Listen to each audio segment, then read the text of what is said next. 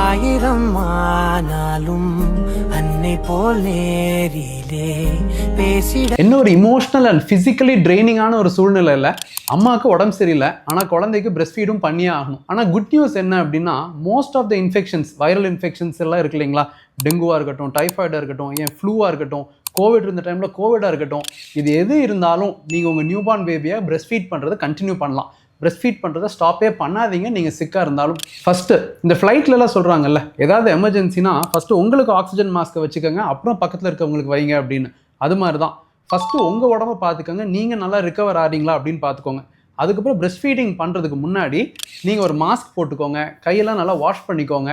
குழந்தைய இன்னொருத்தங்க ஹேண்டில் பண்ணட்டும், ஃபீட் பண்ணும் போது மட்டும் உங்கள்கிட்ட கொடுத்து நீங்கள் ஃபீட் பண்ணிவிட்டு அதுக்கப்புறம் தோலில் போட்டு தட்டுறது, மற்ற கேர் கொடுக்குறதெல்லாம் இன்னொரு கேர் கிவர், உங்கள் ஹஸ்பண்டோ இல்லை இன்லாஸோ மதரோ யாராவது ஒருத்தவங்க பார்த்துக்கலாம். அடுத்தது மெடிசின்ஸ். உங்களுக்கு உடம்பு சரியில்லாமல் இருக்கும்போது நீங்கள் பேராசிட்டமால், செட்ரிசின், என் டாக்டர் அட்வைஸ் பண்ணி ஆன்டிபயோட்டிக்ஸ் இதெல்லாம் எடுத்துக்கிட்டு பிரஸ்ட் ஃபீடிங்கும் கண்டினியூ பண்ணலாம்.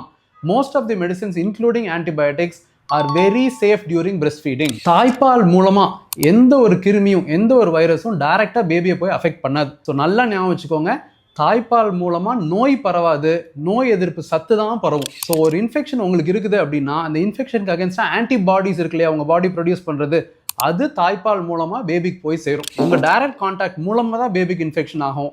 தாய்ப்பால் மூலமாக நோய் எதிர்ப்பு சத்து ஆன்டிபாடிஸ் தான் பாஸ் ஆகும், நோய் இல்லை. உங்களுக்கு எந்திரிச்சு உட்கார கூட முடியல, அந்த அளவுக்கு பயங்கர பெயின், பயங்கர டயர்ட்னஸ் இருக்குதுன்னு வைங்க, நீங்கள் தாய்ப்பாலை எக்ஸ்பிரஸ் பண்ணி கறந்து எடுத்து வச்சு அதை இன்னொரு கேர் கிவர் பாட்டில்லையோ சங்கிலையோ பேபிக்கு கொடுக்கலாம். ஸோ உங்களுக்கு உடம்பு சரியில்லை அப்படின்னு ஐயோ பேபி யார் பார்த்துக்கிறது, பேபிக்கு எப்படி ஃபீட் பண்ணுறது, பேபிக்கு இந்த ஃபீவர் வந்துச்சுன்னா என்ன பண்ணுறது அப்படின்னு பதட்டப்படாமல் உங்கள் உடம்ப நீங்கள் பார்த்துக்கோங்க. பேபியோட உடம்ப பேபியே பார்த்துக்குவாங்க.